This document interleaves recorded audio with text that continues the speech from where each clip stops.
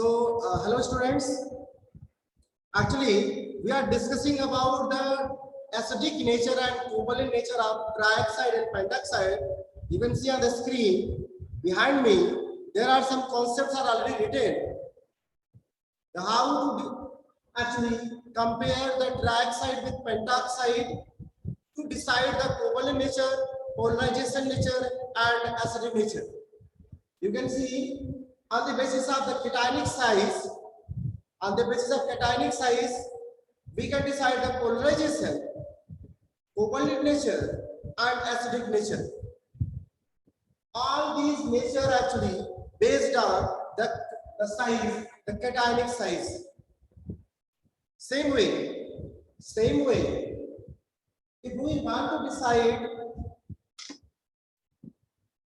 down the group, the trends of the acidic property and covalent property down the group, it always depends upon, just make a clear sense about that. It's always based on the size.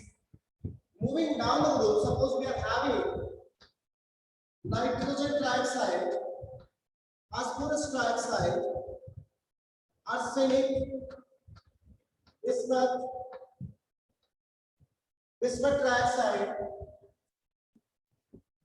antimony and bismuth.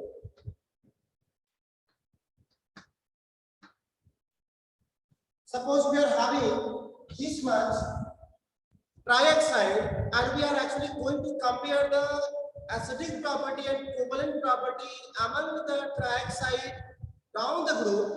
Just relate the concept with the given on the board. Down the group, all oxides are trioxide, all they must have only a trivalent cation. They will form a trivalent cation, but down the group, the cationic size increases. Down the group, cationic size increases, and whenever the cationic size increases, polarization decreases. So due to decrease of polarization down the group,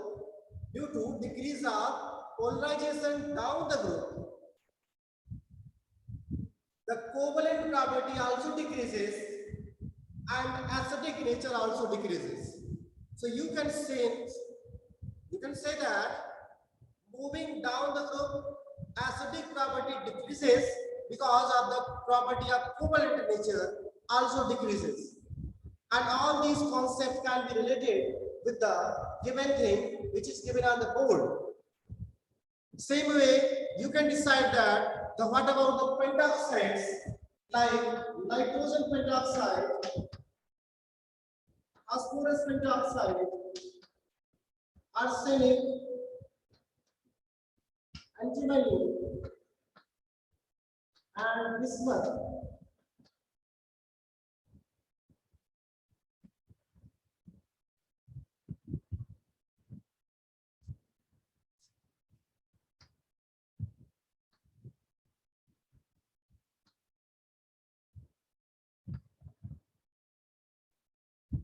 Pentoxides. So class, it's very easy now. It's very easy. The pentoxides must having a more acidic property and more covalent property to the same element in a trioxide. But moving down the group, the property will remain as like a trioxides. Means moving down the group, the pentoxide also will become a low acidic, low covalent, high metallic character, and due to the same reason, the cationic size actually increases. The cationic size increases down the group. So you just can compare the trioxide with the pentoxide. You just can compare the trioxide with the pentoxide. What will be the property? What will be the properties of these two? It's a very simple. Only you have to learn two or three properties: polarization, covalent nature, and acidic nature. And just try to learn. Try to learn this given concept. Only this concept will explain all the related theories and properties of the oxides. The same concept can be applied for the halides also. Same. Actually,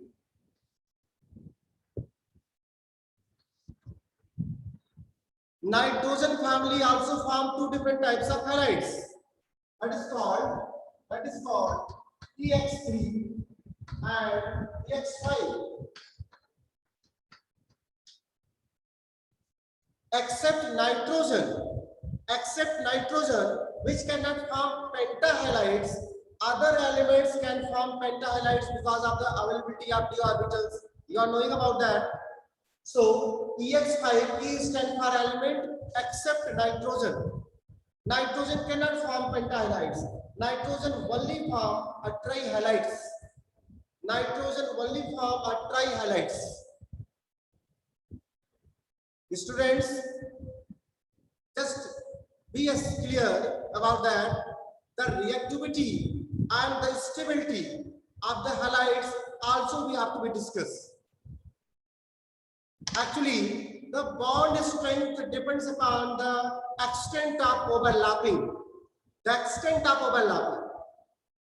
If the two different orbitals belonging to the same period, if the two different orbitals belonging to the same period elements, generally they have a strong overlapping between them, and that will make a more stable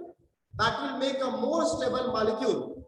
That is the question from the board. Actually, they asked about generally the trihalides of nitrogen is unstable.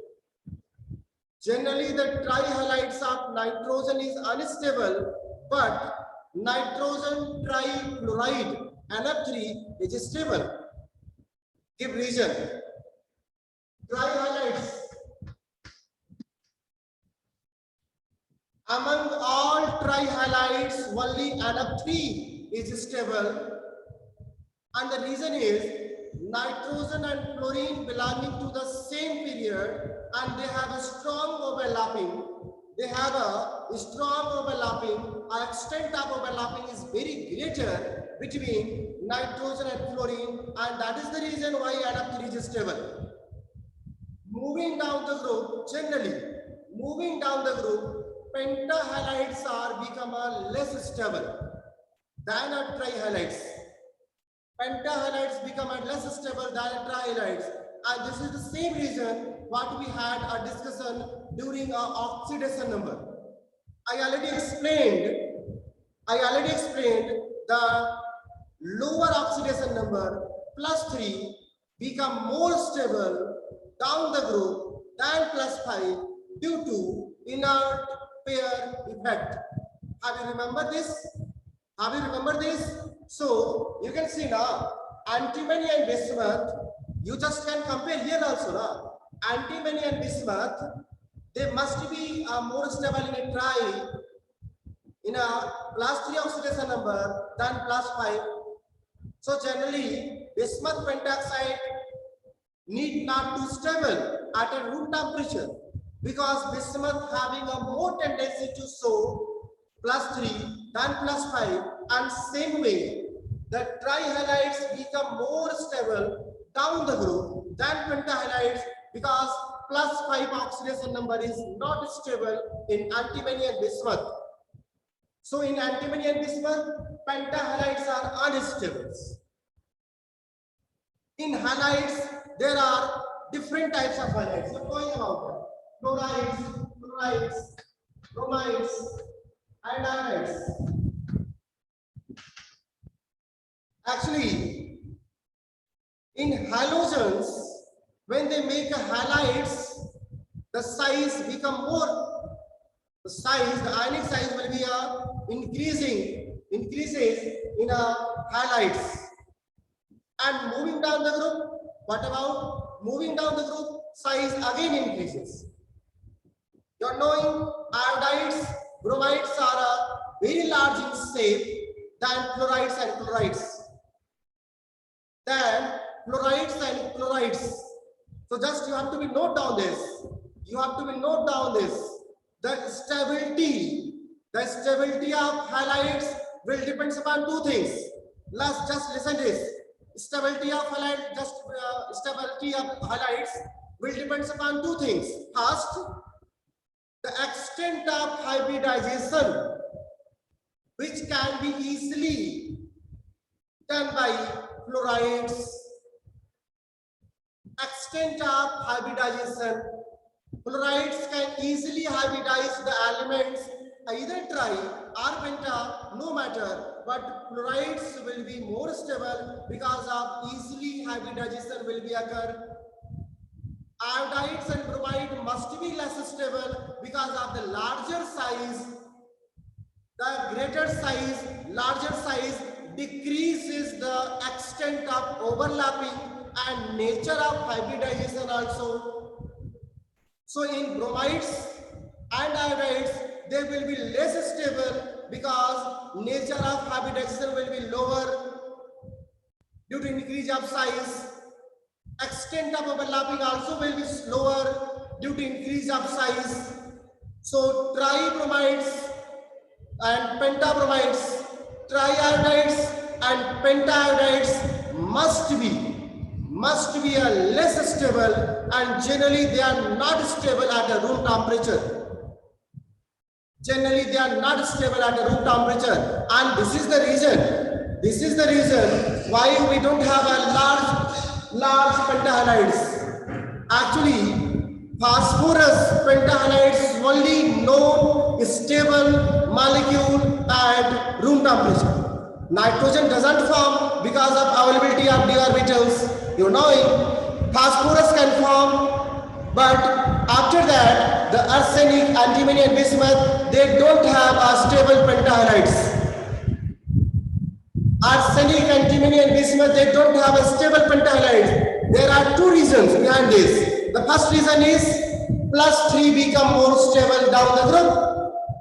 Second reason is extent of hybridization decreases. If the element cannot hybridize 5 orbitals, the molecule will not be stable. Nitrogen, phosphorus generally can easily hybridize the molecules orbitals because of the electronegativity, because of the high electronegativity, high charge density. For hybridization, electron must be hybridized, must be excited to the different d orbitals, and for that a large amount of energy required. This amount of energy must be supplied from the element when the smaller element size smaller, charge density higher, electronegativity higher, that will be easily hybridize the elements during overlapping. And that is the reason penta, phosphorus trihalides, phosphorus pentahalides are only known to stable, but phosphorus trifluoride, phosphorus pentafluoride will be most, and the reactivity decreases to fluoride to iodide. Even phosphorus pentaiodide is not exist at room temperature. Phosphorus pentaiodide not exist because the reason the large size of iodide. Large size of iodide. So students, there are actually many concepts. There are many concepts. You have to note down all the concepts related to the reactivity, stability, oxidizing nature, reducing nature. All these actually depends upon that only. All these depends upon the reactivity and stability only. Look at the case. Look at the case. If we are trying to decide,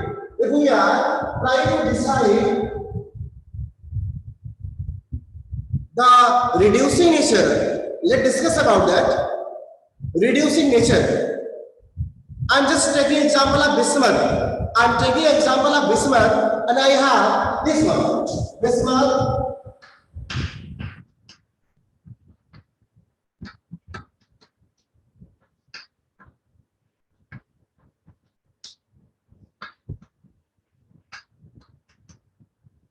Look carefully. I am written train, bismuth, trivalent change to pentavalent. First possibility. Second possibility, pentavalent to change to trivalent, which will be a spontaneous. Which will be a spontaneous. Actually, trivalent is a more stable than pentavalent because of inert pair effect. Just relate it. Trivalent is a more stable than pentavalent. So the second reaction will be a more spontaneous than the first one. The second reaction will be a more spontaneous than the first one.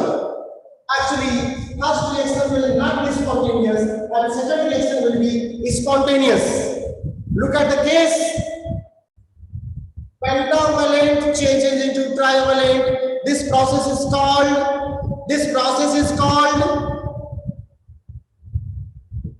hello, this process is called reduction process. Reduction process.